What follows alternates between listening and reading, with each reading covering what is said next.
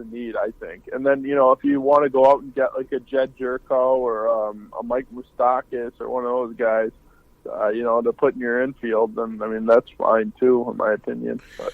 Well, let me bring this up real quick because Moustakas was mentioned earlier in the week, and it was only when it was announced that Devers was going on the DL. So, a couple of things. Hey guys, I hate to interrupt. I only got a few more minutes. I have to go do something. So. Yeah, no, that's fine. Dave and I can kind of wrap it up after.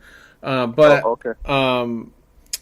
But where was I going? Oh, Moustakas. So, like, Devers goes on the DL, and then suddenly now there's some Moustakas talk. So, number one is Devers injured, more than what they're letting on? And we should know Probably.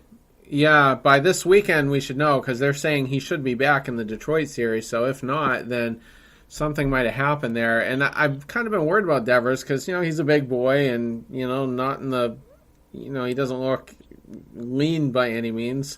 So, dudes like that tend to get injured. And so there's that. And then I'm wondering, like, do they just want to just wing it with Moustakas at this point? Like, is that where they're at, with it? So, I don't know. I wouldn't hate it. Yeah, the only thing is all we have is lefties right now, and he's another lefty, and and they're just everywhere. Cargo. How good are lefties at Fenway, though? What's that? I said lefties at Fenway are great, though. It shows if we can hit lefties because we struggle hitting lefties, and in the playoffs we're going to be facing a lot of them. Yeah, I feel like the righties can just crush the monster, though, and like Bogarts and Betts do. So I don't know. I mean, I'd be all right. The good thing about Moustakas is he'd be a good clubhouse guy. He's not going to be rattled by playing in Fenway, and he's been to a couple World Series, so that's fine. I mean, but if Devers is healthy, that's fine too. So I'd rather have Devers. Obviously for a lot of reasons, but the main one being, we got to give something up for Moustakas, who is, pretty much UFA after this. But, I mean, his power numbers are bigger, but they're not more impressive everywhere else. He's batting .249 with an OBP of 306. So, not too far off from Devers in multiple categories there. And Devers has struck out a lot more via the beginning of the season, so it really shows you how much Devers is trending up recently. Yeah. I don't think Moustakas is going to cost a ton, though. I mean, if you think about it, he only signed right before spring training and for nothing. Like, anybody could have had him for $5 million. Oh yeah, I just don't know if. I mean, I didn't think Herrera was going to go for three prospects and two good ones. Yeah, I think it would be less than that, even though, and I think only the 10th ranked prospect. I think that was the highest ranked prospect within the Nat system that went back to Kansas City in that deal. I think like 10, 11 though. I think the second guy there was 11. So pretty close. Yeah, I don't know. I don't think it would be any higher than that.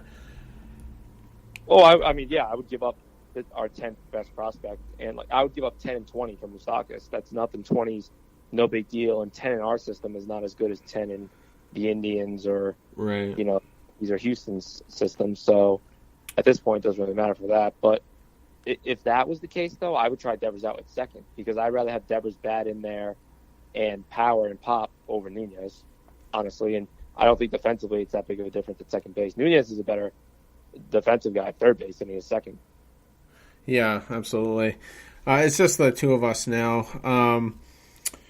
Let's just talk about one last thing before we go.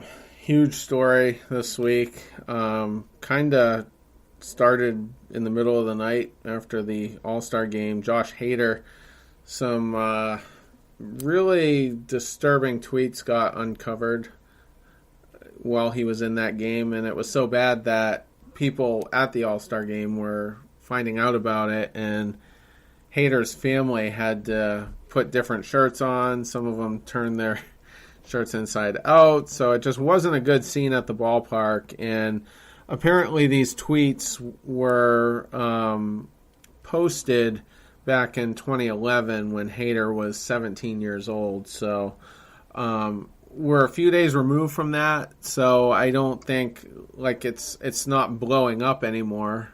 I think the worst of it might be behind him. But what were your thoughts when you learned of that situation?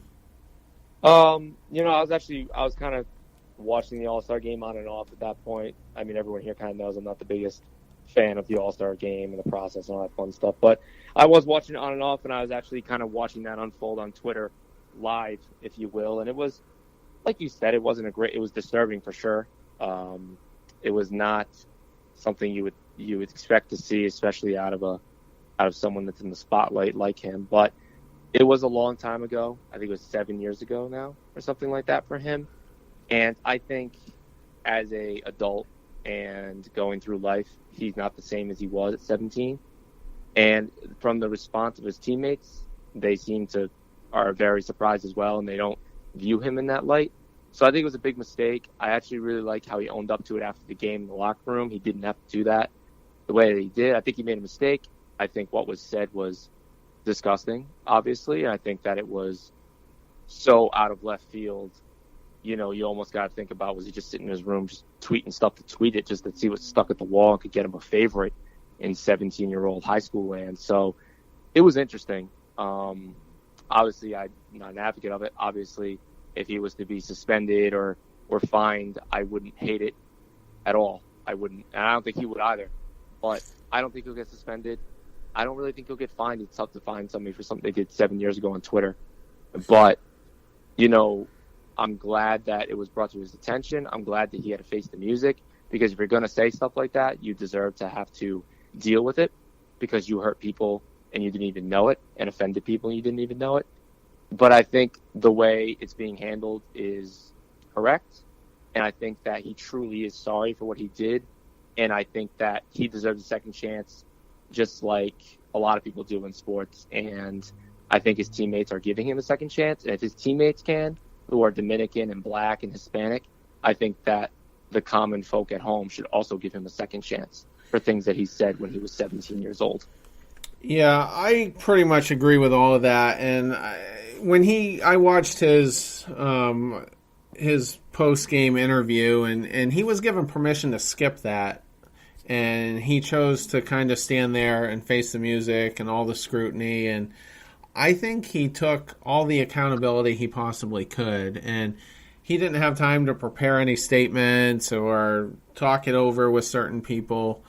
He just went up there and just kind of owned it, and I thought he was very sincere and almost even courageous for being willing to do that, because he easily could have skipped that interview, talked to his agent, talk to some other people that they would probably bring in to coach him through this, and so I'm glad that he chose to handle it the way that he did, and I guess he's going to undergo sensitivity training, under the direction of his team. So they're doing that, and another thing too, I don't think they're going to come down on him too hard, because the commissioner's all about ratings, and he wants there to be as many successful teams in the league as there possibly can be, and I don't think he would want to put the Brewers in a position to not be at their best. So I think you have that going on, and here's one other thing to consider. Now, you can never condone what he did. No, absolutely remotely. Not. There's no way to say that it was, okay in any. Doesn't matter if he was 7, 17, or 77. Right, but take that for, and just kind of put it off to the side for a second, and then look what Aroldis Chapman did and what Stephen Wright did as adults, and Chapman's incident involved a firearm, allegedly. So he allegedly pistol whipped his girlfriend. Exactly. And so that's pretty horrific. And he did that as a grown-ass man. And then we're talking about something Hader did as a 17-year-old. So I just think, in the grand scheme of things, if he came out and he apologized and he's going to put his best foot forward, I think he deserves every bit the second chance that those other guys did. I agree. So I'm a big advocate in that as well, and I think that, if anything, he deserves more of a chance because this was when he was 17 years old. He made a very bad mistake. He realizes it as well. It's not like he came out and tried to defend what he did. It's not like that he came out and said, yeah, I mean, he said one thing. One of them was a song lyric, which it was, but the other ones weren't. But he just was throwing that out there just so everyone knows that some of it was warranted, I guess he was trying to say. But regardless, there's been a lot worse in sports. Baseball, of course. If you want to go out and look at the NBA, and the NFL, and even the MLB. I mean, Dante Stallworth, he played for the New England Patriots, played for Philadelphia Eagles. He killed 2 people. Vehicular manslaughter, DUI. Danny Heatley was an all-star, scored 50 goals for multiple teams in the NHL, killed his best friend in a drunk driving accident. You have Earl Chapman beating his girlfriend with a pistol, which he definitely did. You have Ray Lewis, who killed 2 people back in the day and paid off the families. All these guys were given second chances, third chances in some of them. And the media looked at them less than how they look at Josh Harder. So I do feel bad in that aspect that he is getting viewed worse than murderers and rapists and, abusers. But what he did was not good at all. There is no, right way to swing it. But I do agree that people should give him a second chance, especially if you're a fan of anybody that I just listed and anybody that is on Twitter, being a keyboard warrior out there. Any posters you have in your room of somebody that did something awful, like a Ray Lewis or something like that, take a step back and think about what he did in comparison and see if he deserves a second chance. Because I think he deserves a second chance for sure. I do as well. Let's just run through this thing real quick, and then we'll definitely wrap the series here with the Tigers. David Price goes up first, and I'm kind of surprised it's not Chris Sale. I know he pitched technically on Tuesday, but I mean, only 9 pitches. I wouldn't think that should affect a Friday start, but not starting him Friday, you're potentially maybe taking one more start away from him this year, and maybe not, but I mean, I don't know how it lines up. I love that. I've been a big advocate that you would have saw Erod being skip starts because of his innings. You're definitely going to see Sale, and this is one of those little ways that he does. He's trading 9 pitches in 1 inning for a whole start, and it works out really well, plus the All-Star break in general. So really just give him a big break, but I think the Red Sox should win 2 out of 3, if not sweep this series, and I think David Price actually pitches well tomorrow. I really do. I have a good feeling about Price tomorrow. Let me just see how he looks. Well, he really hasn't seen any of this lineup at all. Going up against Boyd, who's had 2 bad games back-to-back, giving up 6 and 5 to Texas and Tampa, 2 teams that aren't, above 500, obviously. So I think it's a good matchup for him. I don't know who's pitching second for us, but they're going up against Mike Fears. That will be a really hard matchup. And then the last game of the series is going up against Fulmer, who has not been good this year, to the tune of a 4.5 ERA. And his last start, he gave up 7 earned runs to Houston. So against a good team, he got banged around pretty good. So, I see us definitely taking 2 out of 3, probably, the Friday and the Sunday, if I had to guess. Well, the bad news is that Johnson pitches game 2, so who knows? I mean, he's going to be a wild card every time out, I feel like. But yeah, you assume that he'd be okay, but he's definitely a wild card. Yeah, and he might only go 4 or 5 innings. So I mean, if he's going to be in the back end of the rotation, I guess I would kind of like to see Cora stretch him out a little bit. That way, we're not taxing the bullpen more than we have to, especially when you have a guy like Kelly struggling. It's weird because Johnson's actually faced this lineup more than David Price has, and it looks like it's only 1 game, but Victor Martinez managed 3 hits off him that game. Mikey Ma took two hits. Yeah, so I don't know. So That's definitely the wild card game. Sale goes Sunday, and he's up against